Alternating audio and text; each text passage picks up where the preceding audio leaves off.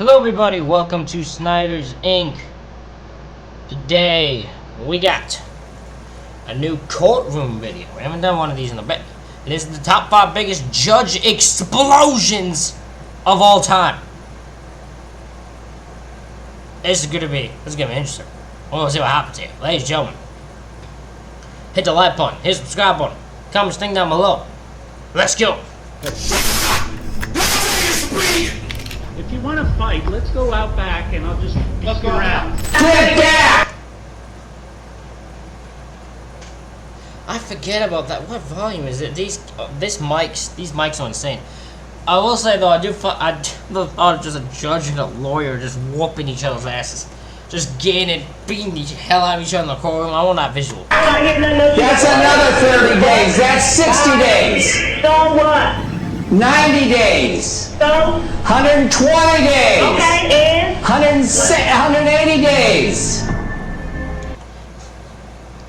That's some petty shit from a judge. That is some petty shit from a judge right there. When you are so annoyed by a person that you just keep adding on days, they're either gonna be in jail for like contempt or whatever, just because they're annoyed, they're talking. That's some petty shit. Courtroom consequences. This is Arthur Haig, a church pastor, and his estranged wife Lillian, who are in the family court in Putnam County, West Virginia for a divorce hearing. Judge William Watkins III, pictured here, is overseeing a divorce hearing. Haig has refused to sign a deed allowing the sale of their home. Proceedings start off with Judge Watkins warning Haig to behave. Mr. Haig, if you say one word out of turn, you're going to jail. You understand me? Yes or no? The judge is already What? Did he say anything? Did he do anything to cause that reaction? Why would you start immediately the court hearing? If nothing else has been said, why would you immediately start it with, if you say one word, if I ask you a question, you answer that question. If you speak, you will go into jail. Because the way this guy makes it sound like if you say one word out of term, I would be scared to even answer a question. Because if I don't give the judge the answer I want, he might just say you're out of term and you're going to jail. Because this judge seems like he's just angry. He walked in angry and was not happy that he has to deal with this hearing. He just wants the woman to get everything she wants and just move on. angry with Haig because Haig disclosed personal information about him to the media. Oh! Okay, never mind, I get it. Never mind. Nope, see, I see what that judge should not be in doing his case now. The moment this judge had his personal information said by Arthur, I believe his name is, he should not have agreed to take the case, because now it's personal. Now it's a personal issues. So now he must just... Now it's a personal thing, and he's not going to be on the side of him. Now, in fairness, Arthur should not be going revealing the judge's personal information, because that's none of his business to reveal. I don't know why you would reveal that, unless you're an absolute idiot. Why would you reveal the personal information and reveal personal stuff about the judge who is dealing with your divorce hearing? What type of stupid are you thinking, man? Morning, I now see an article from your buddy Smith with a picture of my home. My home. Interestingly, Haig's name was not mentioned in the article. In fact, the article focused on Judge Watkins' involvement in a local homeowners association. Despite this, Judge Watkins continues his outrage. Disabled, she's there alone, and you disgusting piece of... He even threatened. Okay, now going about this, how does he know that Arthur was... Is he assuming? Hell, my personal information got out just before I did this case. It must be this guy? I'm confused with it, because if he's not mentioned, why does the judge think he did it? I'm not saying he didn't do it, but I'm just curious why he knows the judge that Arthur did it. Threatened Haig. You are responsible. I'm holding you personally responsible for anything that happens at my house. I promise you, if I so much as see somebody breaking at my home, my wife, my family, You and me are going to have a problem. It is personal. You have threatened my family, and I promise you, you will not hear the end of it from me. After Judge Watkins has given Haig a piece of his mind, he regains his composure and refocuses on the divorce case. I'm sorry, I cannot tolerate that circumstance. Forgive me. Eventually, Haig is ordered to sign the deed and pay a third party $500 to expedite the process. Mr. Haig, paying the son $500 for his services related to Friday. But Haig does not agree with the ruling. I'll sign it. I don't have that kind of money. I don't have the money. Despite Haig's protests, Judge Watkins rules in favor of Lillian Haig. He was going to from the moment this is what's unfair, right? This is where the part of his Arthur has a right to say to believe this was unfair. From the moment this started, the judge made it clear he was against Arthur. I'm not saying the girl doesn't have a right to something either, but I'm just saying this was not a fair trial from the moment this started. Ordering the pastor to cover several expenses once the house is sold. But that's not where the story ends. No. Haig, unsatisfied with what happened in court, later filed a complaint against Judge Watkins with the Judicial Investigation Commission. It was later revealed that Judge Watkins had a history of berating litigants and attorneys in his courtroom, leading to his censure for 24 violations by the West Virginia Court of Appeals. Ultimately, the judge was suspended without pay for the remaining 4 years of his term. However, this wasn't the only time a judge freaked out in court. Take, for example, the case... Wait a minute, hold on. So, the judge was suspended without pay for the remainder of his term, which is 4 years. Why not just fire the guy? I mean, at that point, why would you just tell him? Why would you suspend him without pay for 4 years? Just fire the man. Just say you're fired. Let it be. I don't know why you would suspend a man for 4 fucking years without pay. That is way over-exaggerated. Case of Judge John Murphy. If you want to fight, let's go out back and I'll just beat your ass. Who's presiding over several cases in Moore Justice Center, Brevard County, Florida. Here is public defender Andrew Weinstock, who is representing his client in a case involving 2 charges of assault and resisting arrest. Just when you thought the judge couldn't sink any lower, his behavior in the courtroom will leave you stunned.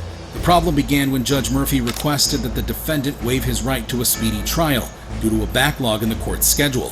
Weinstock, however, was not willing to comply with the request. Public defender, what do you want to do? Well, it's going to expire before I can get him in. So, Not my emergency. Question.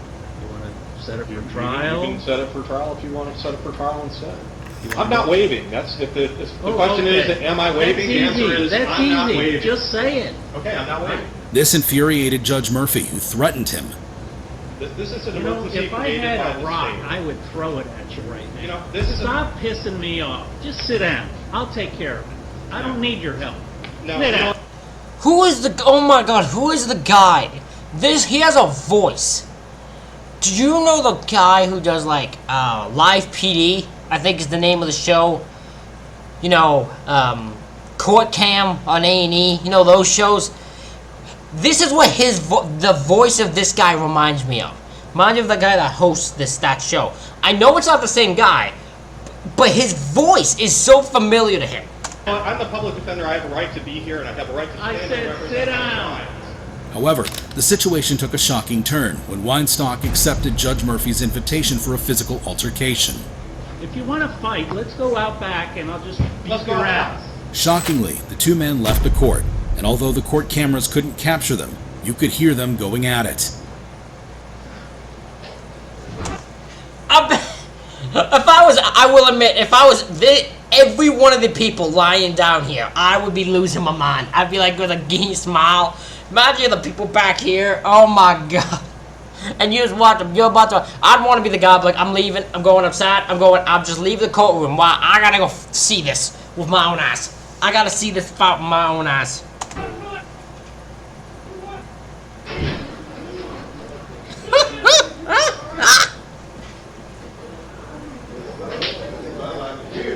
When Judge Murphy returned to the courtroom, this is how people in the courtroom reacted.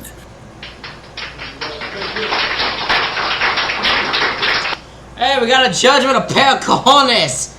That's the main thing. That was the main thing here. After catching his breath, Judge Murphy resumed the proceedings. But the story didn't end there. No, of course The it Florida didn't. Judicial Of course it didn't. No way would it end there. There was a fight that broke out in a courtroom. Of course it's not gonna end there at all. Qualifications Commission launched an investigation into the matter. Judge Murphy was charged with threatening to commit violence against an assistant public defender, engaging in a physical altercation with counsel, and continuing with the docket while defendants were left without legal representation. The case eventually reached the Florida Supreme Court, which took decisive action by ordering Judge Murphy's immediate suspension and permanent removal from his judicial position. My man just got fired. That is the new word for fired. You been removed from your position. You got fired for fighting in a courtroom. You need to be more professional than that, Judge. Additionally, Andrew Weinstock later resigned from his position as a public defender. Yeah, he both go. Yeah, you both leaving. You both like we both don't. Nah, ain't doing none of that shit. He left as a public defender because he knew he was gonna be known now as the guy who got his ass kicked by a fucking judge. He's the man who got his absolute ass handed to him by a judge. There was no way he could look a courtroom in the eye again. However, while public defender Weinstock and Judge Murphy's behavior was shocking, it's nothing compared to the utter mayhem caused by Judge Gary Bennett and Ebony Burks in court in Elyria, Ohio. Get back! That's another 30 days. That's 60 days. So what? Ebony Burks is in court remotely for a bond hearing after she was charged with misdemeanor assault and domestic violence against her grandfather, Shedrick McRae, and his companion. As the hearing began, Judge Bennett explained the available pleas to Burks. You have 3 pleas available to you today. Guilty, not guilty, and no contest. What plea would you enter? I'm not guilty. If you thought Ebony Burks would show remorse for her crimes, be prepared for their jaw-dropping conduct during the proceedings. The first part of the hearing proceeded without any major issues. The judge proceeded to set bond for the 2 charges, totaling $15,000, with the sole condition that Burks should have no contact with the victims, which included her grandfather McRae. However, things took an unexpected turn when the judge informed Burks that she couldn't return to her home if she shared it with McRae. I'm telling you, you can't go home. If you live with Mr. McRae, you cannot return to that residence. Burks wasn't pleased with the Yeah, I will admit that would have pissed me off too. I don't know. I can understand her frustration. If I was told, hey, you can't go where you live. You can't stay where you live right now. You can't go back to your place where you live. Yeah, that made me angry. the condition, and she let the judge know. How do you want to tell me I can't go to my home? I just did. But the judge wasn't moved by her protestations, and Burks went out of control. Get back! Get back! You just said I got Get back! Despite multiple citations against her by the now angry Judge Bennett, Burke continued her tirade. That's another 30 days. That's 60 days. So what? 90 days. So? 120 days. Okay, and? 180 days. Move! Despite the escalating situation, Judge Bennett ultimately sentenced Burke to 300 days in jail for contempt of court. This was the longest sentence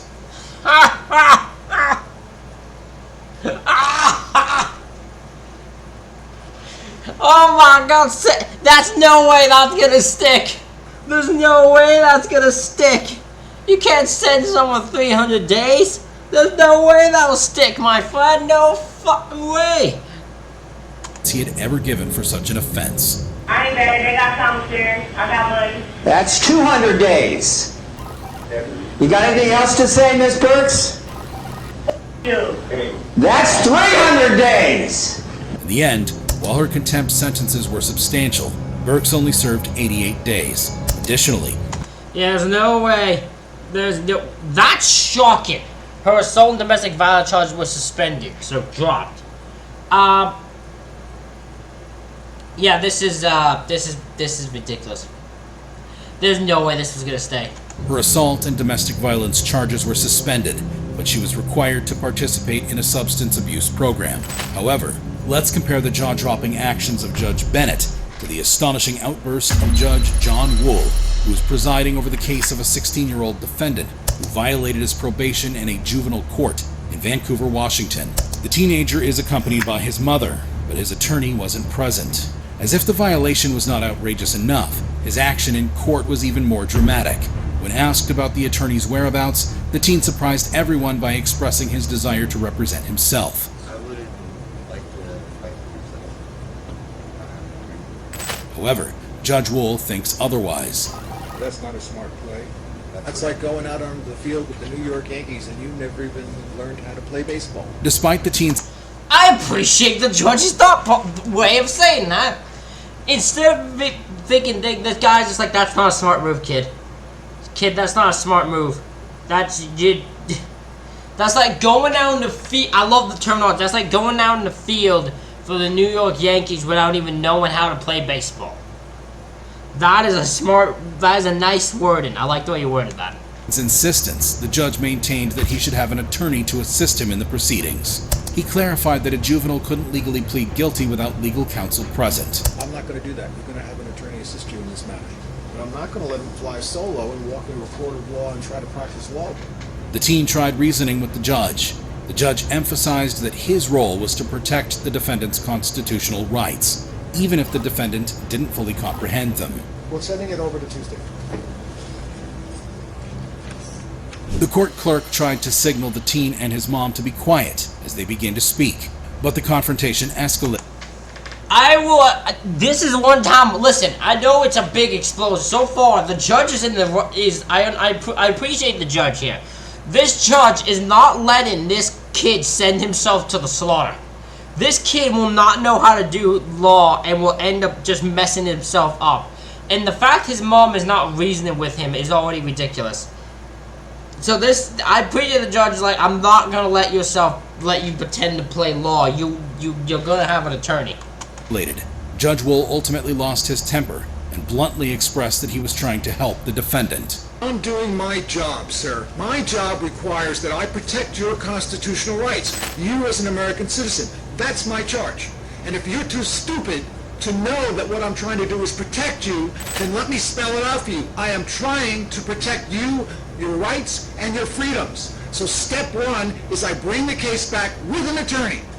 And then we talk. Moments later, the judge apologized, acknowledging that he rarely lost his temper. My apologies to everyone in this courtroom. I very rarely lose my temper, but when I do, it's usually because someone is too stupid to recognize that I'm trying to help them. But as you can see, his apology is backhanded.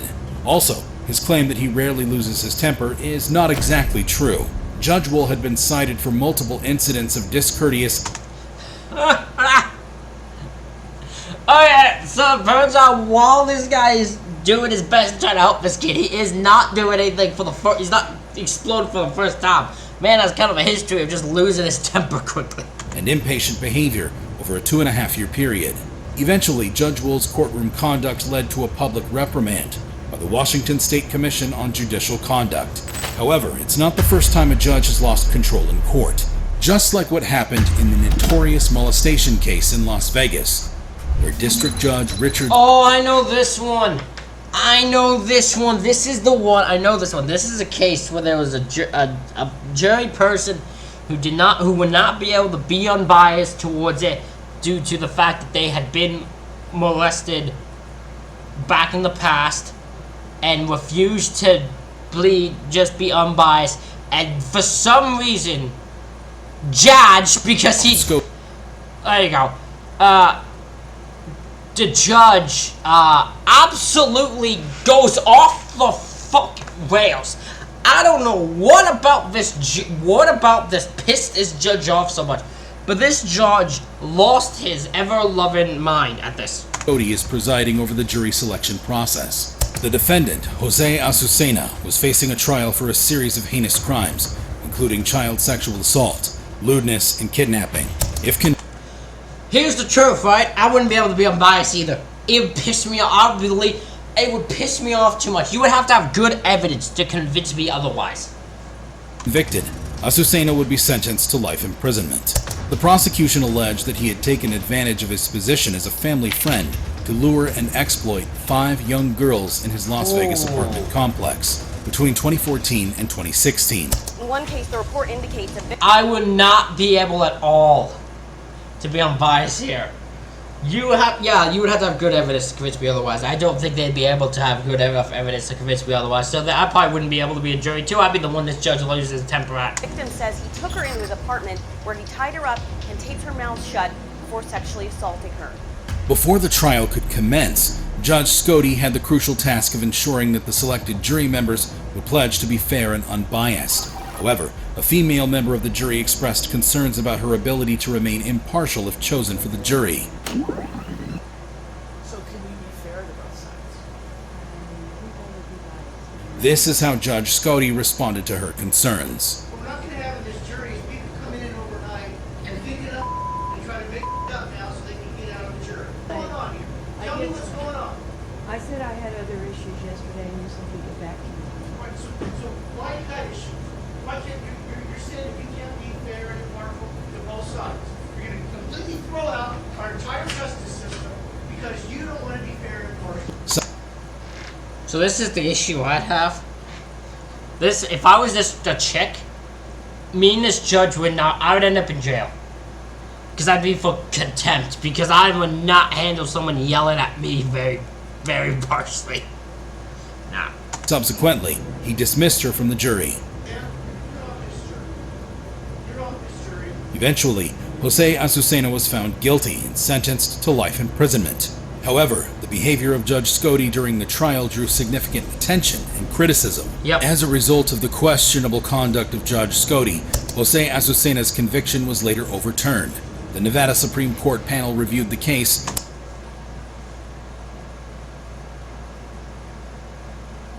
So the dude's charges were overturned because not of any other reason but the judge's complete loss of just snapping.